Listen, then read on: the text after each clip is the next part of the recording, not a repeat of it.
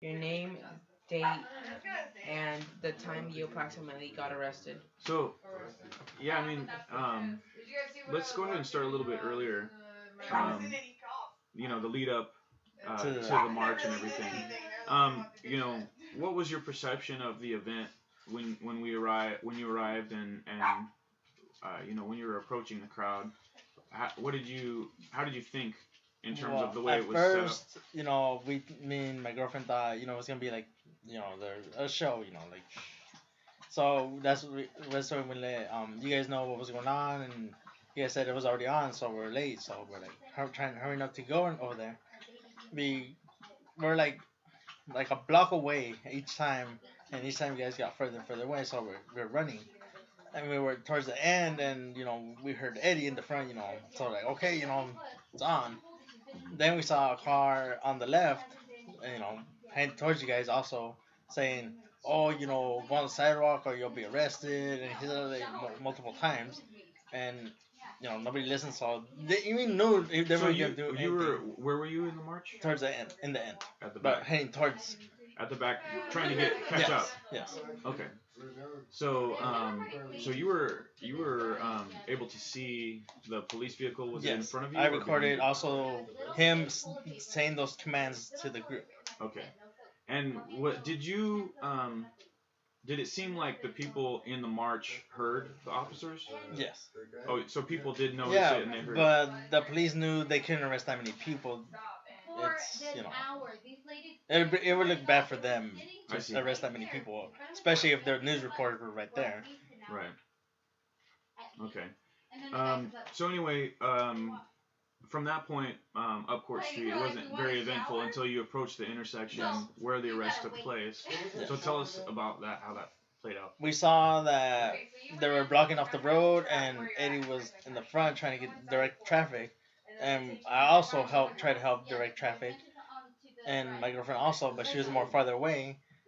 Then I had conversated with Eddie and tried to go back to where the group was, and I saw somebody getting arrested, literally being slammed on the car, arrested, and that's why I had my phone on recording the incident. After that, another officer approached on my left, and I had my phone in my left hand, and I pointed it to him, and he said, you can't be recording me. I'm like, yes, I can be recording you. He literally went my hand like that and twisted it backwards. I was like, like, what the heck? He slapped the cuffs on me really tight on both hands. As we got to the police station, he admitted that they were on too tight, and they were on properly on this hand, so I was getting most of my hand instead of the wrist. So you're saying it was on improperly? Yes, Okay. it was on this one properly, but more or less. But this one was all in my hand. Yeah. And I told him, hey, these cuffs are too tight, you know. And it took him a while, but then he goes, okay, I can loosen them up. That's when I kind of got some more circulation going, but I was like, like my attorney, what the heck? Yeah. So the guy proceeded to go through my stuff. He went through my wallet to get my ID. He started going through my stuff to see if I had other stuff. I'm like, why is he going through my personal stuff if we're not even booked yet or anything? So he was going through everything. And I was like, he thought I wasn't looking at him, but he went to the back of the car. I turned around a little bit, and I saw him going through my stuff. He went through my bag, the front, the middle, and everything. Okay. Then. So he was. It seemed like he was looking for something. Yeah, he was looking for something. What was? I have no idea. Okay. I saw another car behind us, and I was like, okay, who else did they get? So I used the opportunity to hear what was going on in the radios. Because on the way over there, he goes, oh, we got 40% of the leaders of the group. I was like, okay, how am I a leader? And I'm like, okay, I probably got somebody else and somebody else. Because they counted 4 off. I was like, who's the other 4? I know they got that guy, but he was not in our group. So then after a while, they just left me there. Like whole time they were talking, blah blah blah. They literally put my girlfriend on the window on the left side so I could see that she was booked. She was there for like a minute, and I went like that. I was like, they got her. I was like, I thought she got away, But they saw that I looked at her, and then they put her in. after I saw. And they kept me there. So do you think that they wanted you to see? Yeah, they wanted me to see that they got her. I see. And I was still there. And How did that make you feel though when you saw her? I stopped because she was only trying. Why do you think they arrested her? I don't know. I thought she was over there. I thought she was back on the sidewalk complying with them, and I don't know why. What happened? Yeah. Because they took me the long way around. Not through the crowd, not through the street, nothing. They went the other way around, and I was like, "What's going on here?" On top of that, one of the officers goes that was supposed to book me goes, he was kind of chunky. He goes, "Oh, I think I don't have." He looks like saying he's a troublemaker. I don't have to watch out for this. I'm like, what? Like, come on.